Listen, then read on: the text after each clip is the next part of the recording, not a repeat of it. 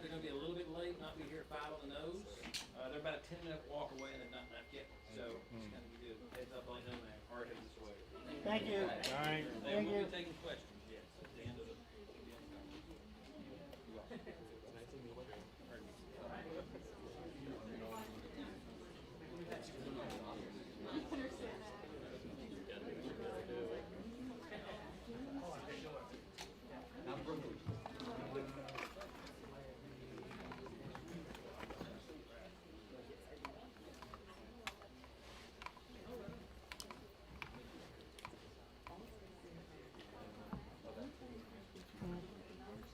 James, it's Dano. Just an ETA heads up if you want to pass it along. They'll be about 10 minutes late. So I figured 10 after 5.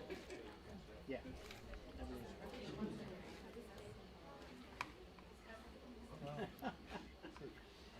This is the news of the day, baby.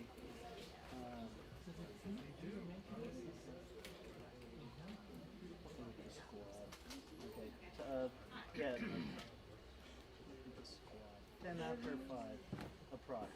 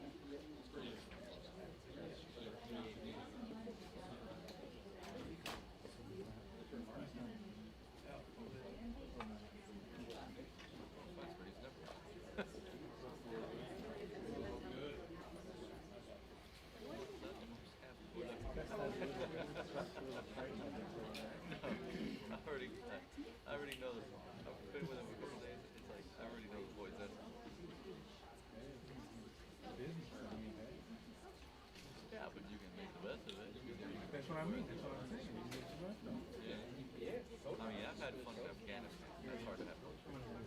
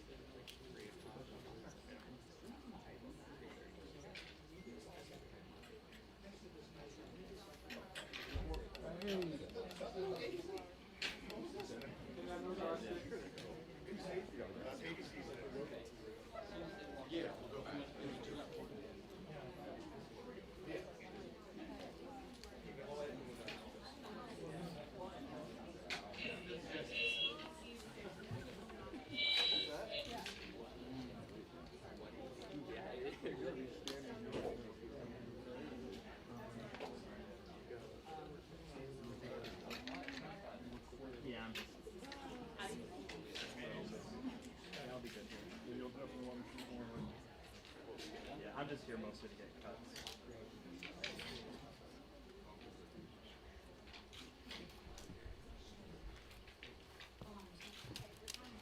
I don't know. So, I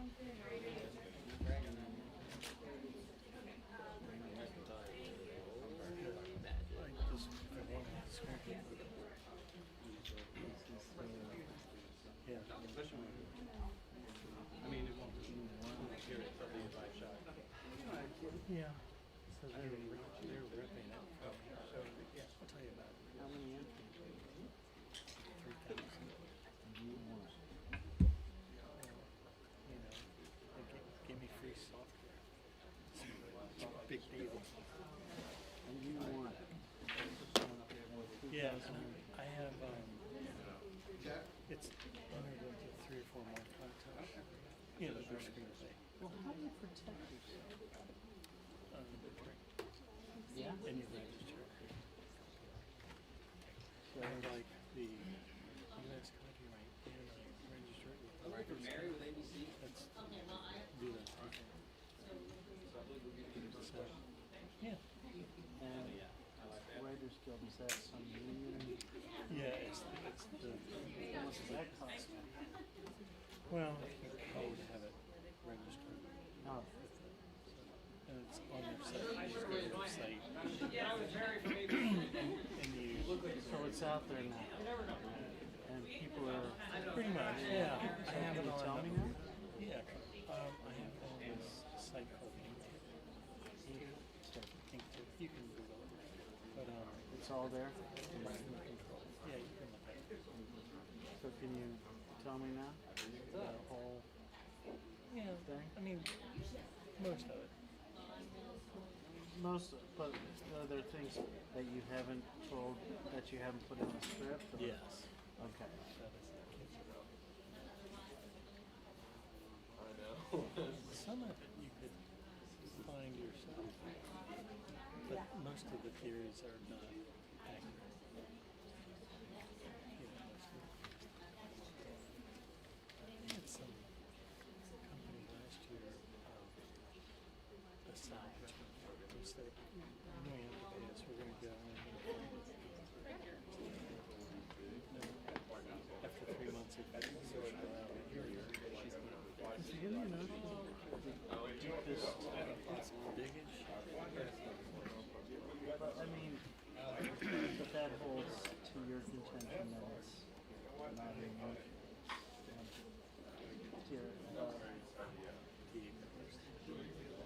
Yeah, you can find that too. Find what? Plain? No, it's a base. Yeah. Yeah, It's odd. it's there. Yeah, yeah, yeah.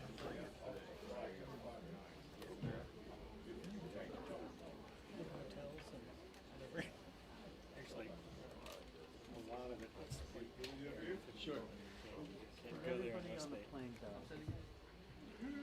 It's the only thing I can't substantiate. You know, I don't know. You got it? Um, Like, like high altitude hypoxia. Could have been that, or you know, when they got there, there's so much pain. I mean, I think for me, it's much better to treat it at the end of Get Omar? no. I mean, in the end, you do decide, you know, decided to take one or the other. They're there. Yeah, I know.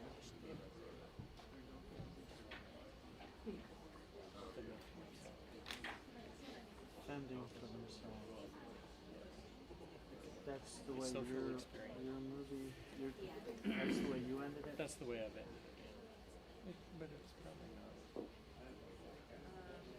Probably not ever meant to be together. And you can't really do that.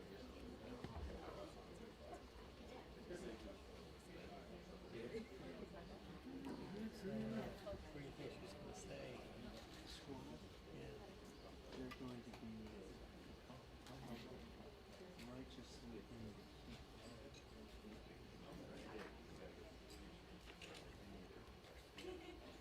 Huh? I've been waiting for those seconds just now for months. Months. There's two types of boats I have. There's tugboats that move the legislation around, and there's showboats.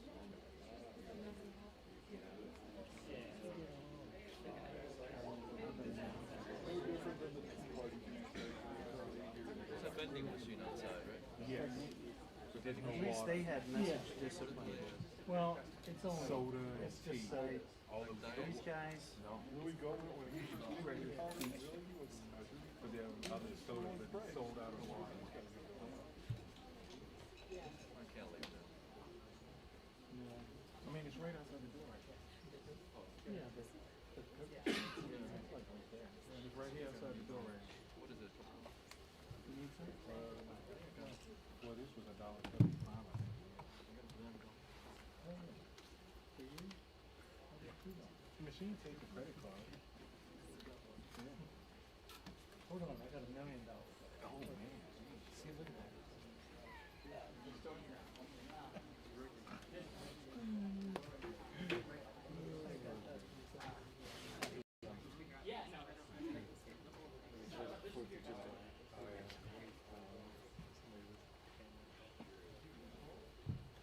I've been saved.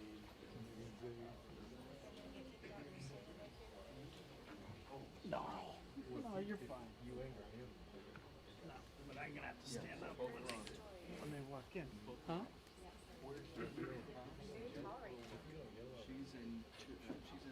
A couple of hey yous would work.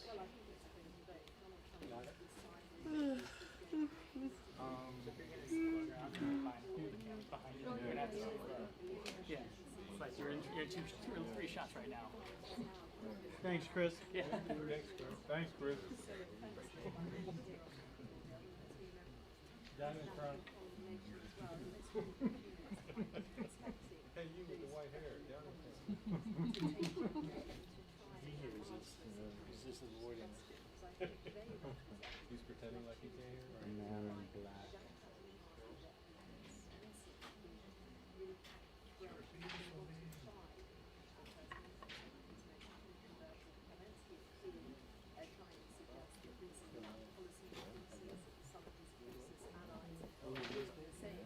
So they're all on the way now, so we should be getting started about 10 minutes or so. Give a heads up. 10 minutes? 10 minutes or so, yes. 10 minutes? Give or take 3 or 4.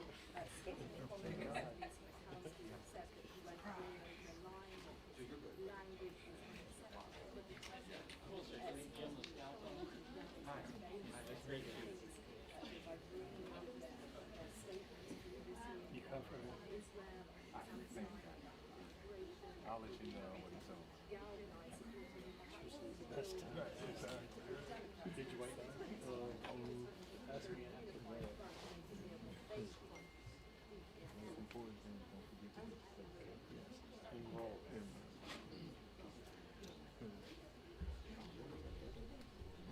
Especially back in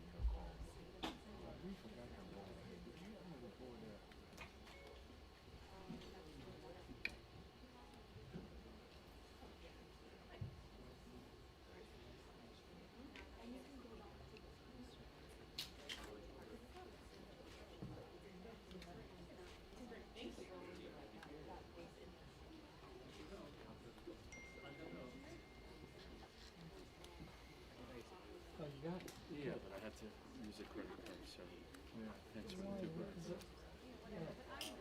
Thank you. Appreciate it. Yeah, I wouldn't take it. Yeah, all of them up here take wouldn't take credit card. All plastic. Apple Pay.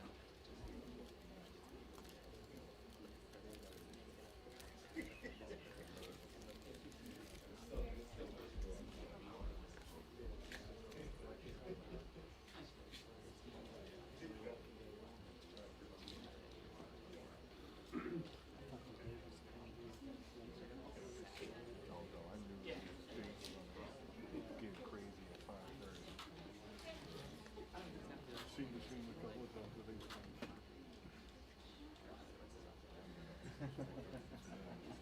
sadly,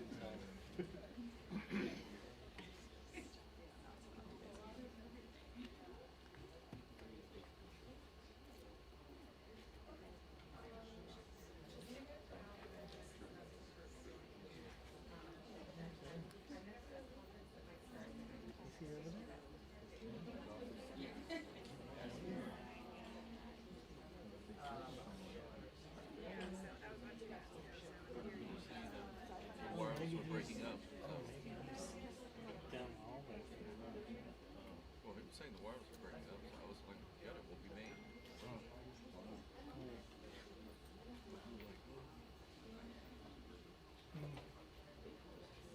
Doesn't matter, they're gonna take the main out.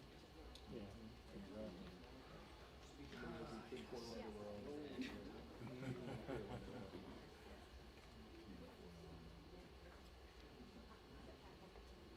It's those Hershey bars. Remember back in the early days of electrosonics and the clocks? Would yeah. make everything up. Right. Oh, man. I remember the VHF, like, Yeah, yeah, yeah. 185. VHF. Yeah. Those antennas will yank your eyes out. We were all doing the happy dance when they finally got us all these wireless things, but it didn't work. Yeah, now they figure it out and it works. And now all the blocks are being sold. And actually, the VHF ones are the ones that are clean. Yeah. Yeah, believe it or not. Down a little.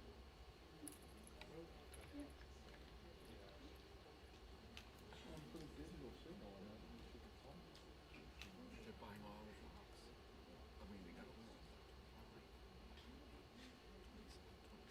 goes away. Buy now. Like Verizon, 26. That's our mine example. Blocks are gone. It's like we won't be able to buy those. They'll come up with some kind of extra stuff. Oh, yeah.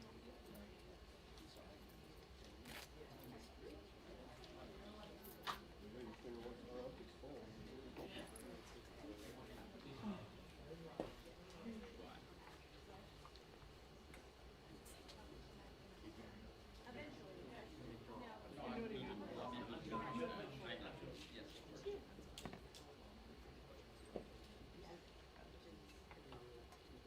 You having fun yet? Oh, this is awesome. I can't think of anywhere else I'd rather be. Over there at a bar. Having a Tanqueray and tonic in my kitchen while I'm fixing dinner.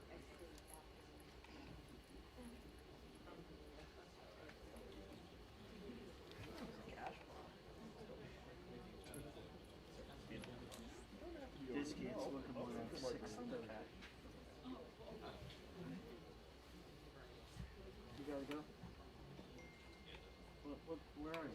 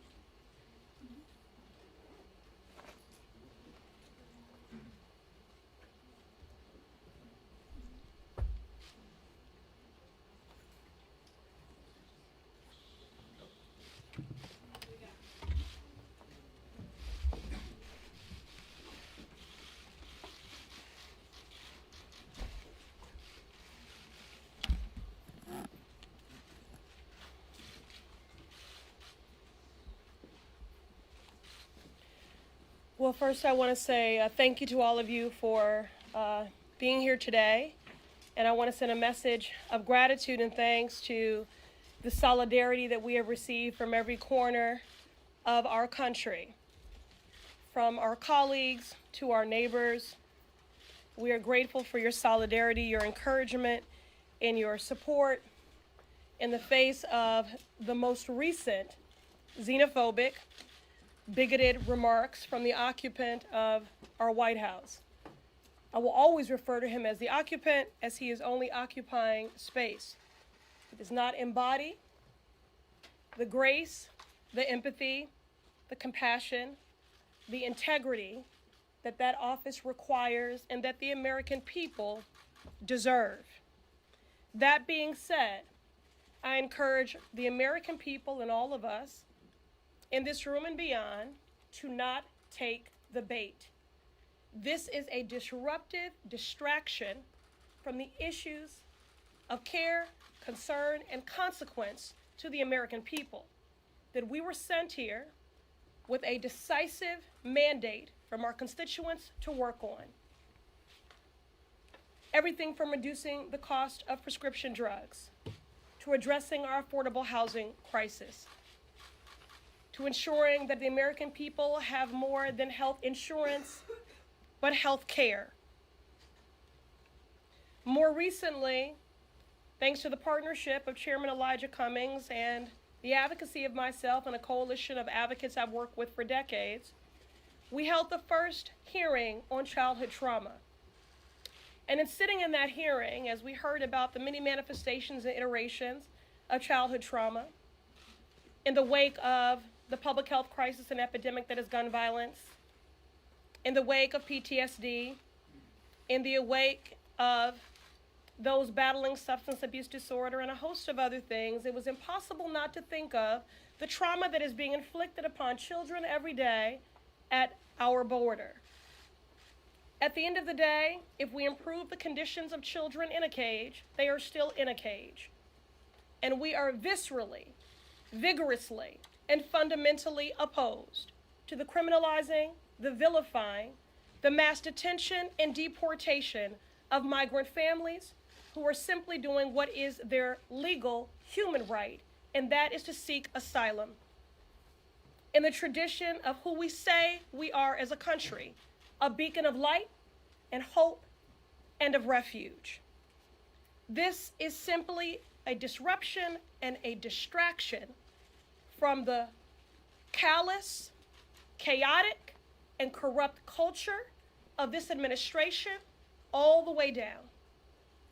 We want to get back to the business of the American people and why we were sent here, reducing the cost of prescription drugs, addressing the public health crisis and epidemic that is gun violence, addressing the racial wealth gap, and yes, making sure that families stay together. I also would like to just underscore the fact that despite the occupant of the White House attempts to marginalize us and to silence us, please know that we are more than 4 people. We ran on a mandate to advocate for and to represent those ignored, left out, and left behind.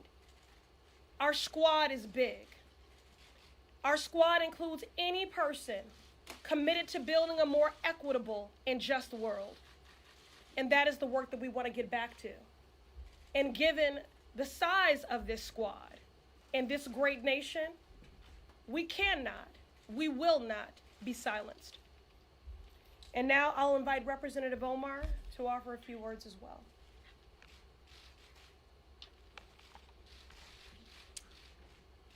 Thank you, Congresswoman Ayanna Pressley. This country was founded on the radical idea that we are created equal and endowed by our Creator with inalienable rights. And yes, we have a long way before we fully live up to those values. It is for this reason precisely that we have to take action when a president is openly violating the oath he took to the Constitution of the United States and the core values we aspire to. As Martin Luther King said, all we say to America is, Be true to what you say on paper. I believe this is a pivotal moment in our country. The eyes of history is watching us. Right now, the president is carrying out mass deportation raids across this country in each one of our districts. Right now, the president is committing human rights abuses at the border, keeping children in cages, and having human beings drinking out of toilets. This president, who has been credibly accused of committing multiple crimes, including colluding with foreign government to interfere with our election. This is a president who has overseen the most corrupt administration in our history and pursued an agenda to allow millions of Americans to die from a lack of health care while he transfers millions of dollars in tax cuts to corporations. This is a president who has said, grab women by the pussy. This is a president who's called black athletes sons of bitches. This is a president who has called black people who come from black and brown countries shitholes. This is a president who has equated neo-Nazis with those who protest against them in Charlottesville. This is a president who has openly violated the very value our country aspires to uphold: equality under the law, religious liberty, equal protection, and protection from persecution. And to distract from that, he's launching a blatantly racist attack on 4 duly elected members of the United States of House of Representatives, all of whom are women of color. This is the agenda of white nationalists. Whether it is happening in chat rooms or it's happening on national TV, and now it's reached the White House garden. He would love nothing more than to divide our country based on race, religion, gender, orientation, or immigration status. Because this is the only way he knows he can prevent the solidarity of us working together across all of our differences. The only way to prevent us confronting the problems our country is facing, whether it is healthcare, climate change, student debt, or our endless wars. This is his plan to pit us against one another. This is how he can continue to enrich his friends and distract us from the detrimental policies that his administration is pushing forward.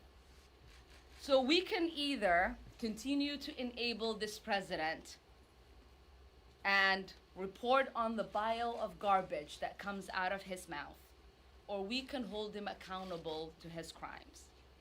We can continue to turn a blind eye of the multiple crimes he's accused of.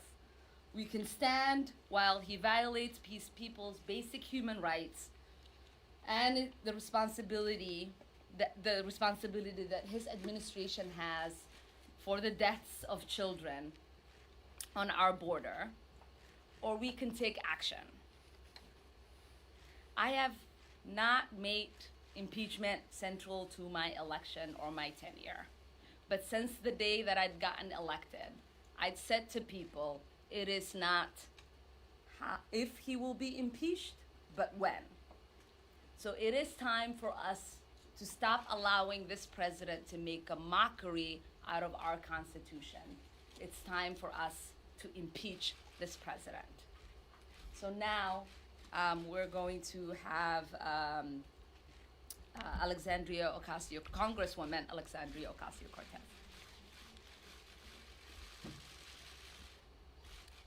Good afternoon, everyone. I'll try to keep things as brief, I guess, as I can. But who knows when I get on a roll, right?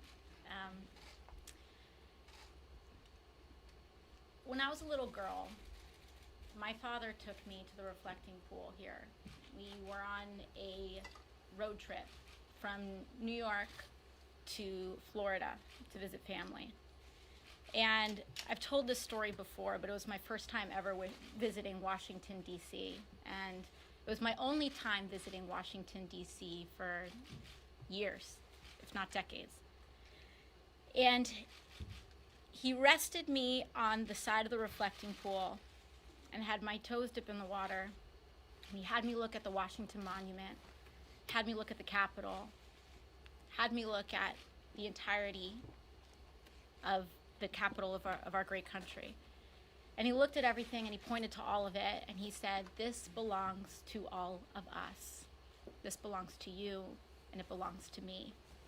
And so the first note that I want to tell children across this country is that no matter what the president says, this country belongs to you. And it belongs to everyone. And today, that very notion was challenged. This weekend, that very notion was challenged. So I am not surprised when the president says that 4 sitting members of Congress should, quote, go back to their own country when he has authorized raids without warrants on thousands of families across this country. I am not surprised that he uses the rhetoric that he does when he violates international human rights and takes thousands of children away from their families. I am not surprised that he has turned our public education system under the leadership of Betsy DeVos into a cash cow to enrich himself and his friends. I am not surprised when he corrupts via the Secretary of Transportation. I am not surprised at what he's doing. But I also know that we're focused on making it better, because we don't leave the things that we love. And when we love this country, what that means is that we propose the solutions to fix it. We love all people in this country, and that's why we believe healthcare is a human right. We love all children in this country, and because we do, that's why we fight for education for all children through college. And so we'll stay focused on our agenda, and we won't get caught slipping, because all of this is a distraction. It's a distraction from what's most important and from our core values as American citizens. And with that, I'll hand it over to Rashida Tlaib. Thank you so much. Thank you to my sisters in service. Thank you all so much for being here. As we all know, the recent tweets and words from the president are simply a continuation of his racist and xenophobic playbook. We cannot allow these hateful actions by the president to distract us from the critical work to hold this administration accountable to the inhumane conditions at the border that is separating children from their loved ones and caging them up in illegal, horrific conditions. I represent the 3rd poorest congressional district in this country, one that is made of working people who have been targeted by this administration, and their actions and words are hurting them today. I was elected to fight for them, fight for the 13th congressional district. They sent me here to Congress to fight back against the corporate assault and the corruption in our country. This means supporting an impeachment inquiry of this president and his actions by the administration and his appointees. Sadly, this is not the first, nor will it be the last time we hear disgusting, bigoted language from the president. We know this is who he is, and we know that he and his administration are constantly engaged in actions that harm residents and American people in our country. Many members of Congress have called for his impeachment because of his utter disregard and disrespect of the United States Constitution. And despite this and other many attempts to distract us, I remain focused. We remain focused on holding him accountable to the laws of this land and accountable to the American people. I urge House leadership, many of my colleagues, to take action to impeach this lawless president today. And now we'll take 2 or 3 questions. Mary, we'll go first. The president today said that many people agree with him and support these comments. I'm wondering if you can speak directly to those supporters of the president and explain why these comments are so harmful and hurtful. And on a personal note, you can discuss the consequences and impacts a bit of these comments. Have you had to up your security? Are you receiving increased threats? I would just say that the experience that he offered is in contradiction to the experience that I have every day, including in the airport on my way here, there were many people who approached me and who said, I disagree with some of your policies. I'm an independent, I'm a Republican, but I think what he did was wrong. And he won't apologize, but I am going to apologize. So I have experienced nothing in the wake of those comments, again, but words of denouncing these xenophobic, bigoted words. But again, this is a distraction and we should not take the bait. We can sit here and continue to recycle his hateful rhetoric, of which I cannot feign surprise or inflated outrage, because he is, if nothing else, predictable. What we are focused on are the hateful policies that are draconian and oppressive and life-threatening and family-separating that is being rolled out by this administration every day. Congresswoman Omar in particular, but to all of you, can you respond to some of the president's specific claims, most notably that you're a communist and that you're pro-Al-Qaeda?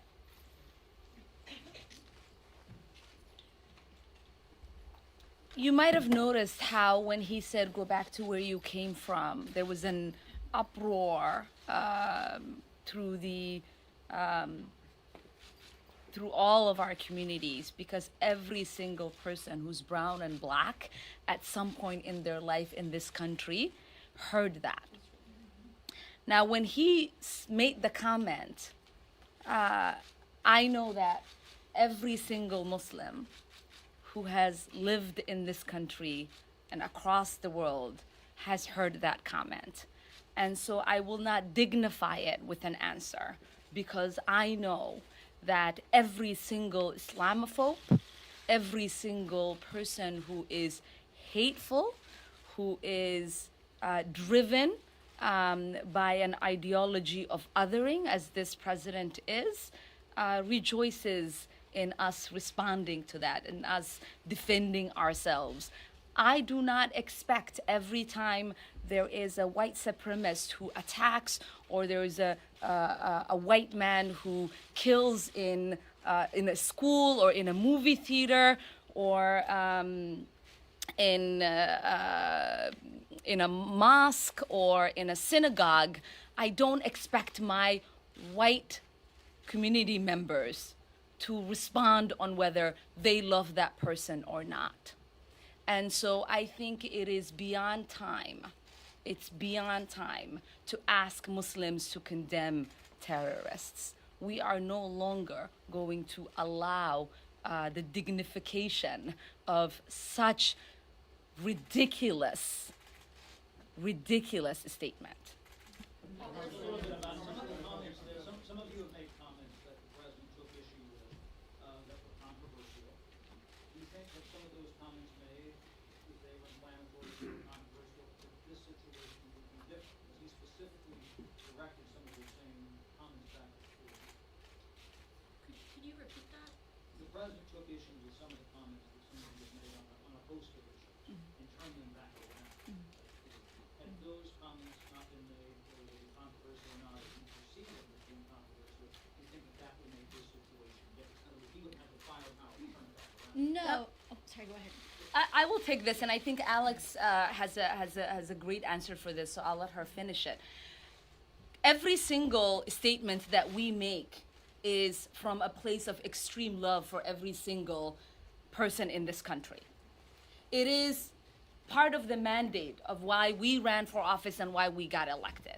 Every single person wants to make sure that they have people in the halls of Congress that is fighting to make sure that they have health care, that they have an education that is suitable in the United States, that they have access to proper roads and bridges, that they have access to clean water and clean air.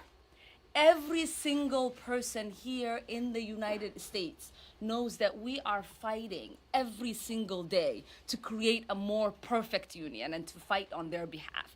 Now, when people say, if you say a negative thing about the policies in this country, you hate this country, to me, it sort of speaks to the hypocrisy, and Alex and I were talking about this. When this president ran, and until today, he talked about everything that was wrong in this country and how he was going to make it great. And so for him to condemn us and to say we are un-American for wanting to work hard to make this country be the country we all deserve to live in, it's complete hypocrisy. Absolutely, and I don't think it would have changed anything because first of all, he made statements that were blatantly untrue. So whether he was citing comments or not citing comments, if he didn't have what he wanted to say, he would make it up.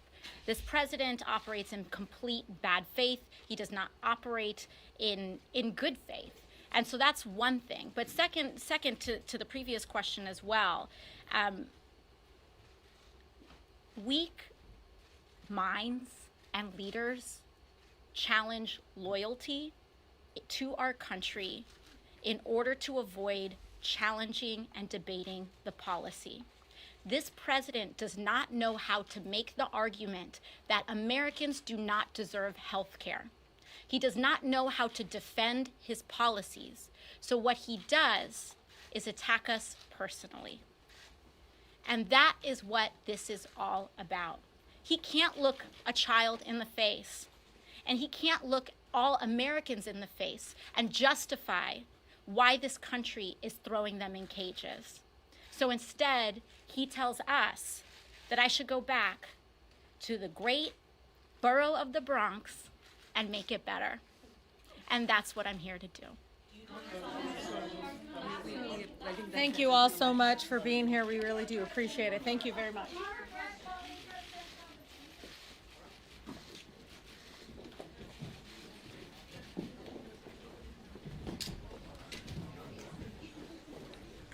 Go to the center.